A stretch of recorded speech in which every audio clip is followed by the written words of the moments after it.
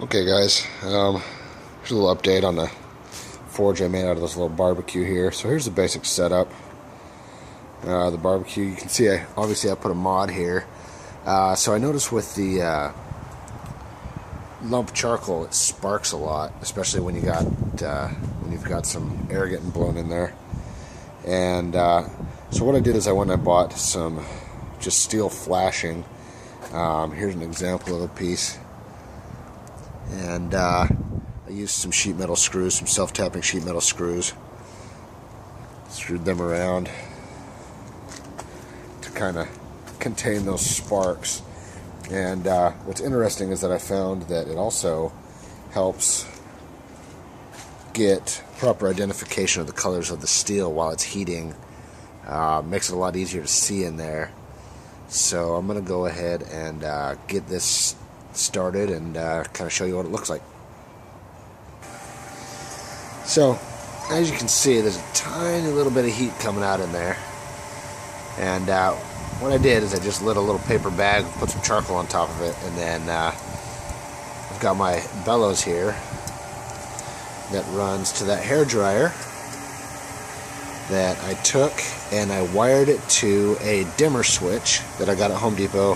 It's like $1. And with this, you can change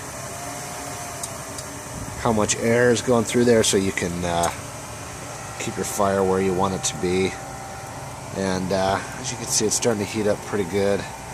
I'll be back once we got some coals. Alright guys, as you can see, we're starting to get a little bit of coals in there. I thought I'd go over some of the components while it finishes heating up, and a couple of things I would do different if I was going to do it again. First, I'd leave the handle on because it's a beast to move. That fire clay is pretty heavy. So yeah, handle would be nice. I would have left this top vent at the back, which I meant to do, but I wasn't paying attention when I put the flashing on. And I would have also maybe made this drain pipe a little bit bigger, to let some of the ashes and the clinkers out a little bit better.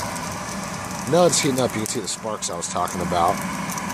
It's been about 3 minutes, so I can just turn down the fire, or the bellows rather, so it's where we want to get a nice, 2-inch flame or so. And once the cold charcoal starts to heat up, it'll stop throwing that many sparks. But right now we can just go ahead and throw something in there.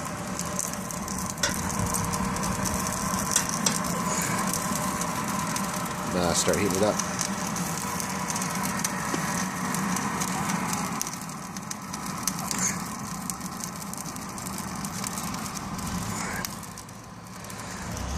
So at this point, the bellows are almost off.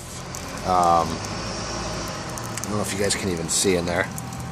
It's throwing some green flames, so that's kind of interesting. Probably something toxic from that piece of steel. Anyway, I'm going to go ahead and pause it and then bring you back once it's heated up.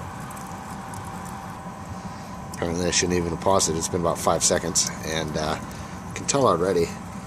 And it's nice to see inside there with the shadows.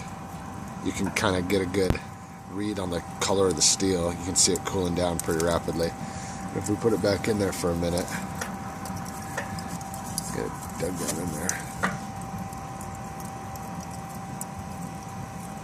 Doesn't take hardly any time at all to get it heated right back up.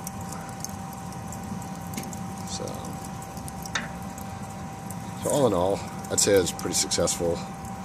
I've used it a few times to make a couple of tools so far, like just a coal rake and just mess around so far. But it's working really well.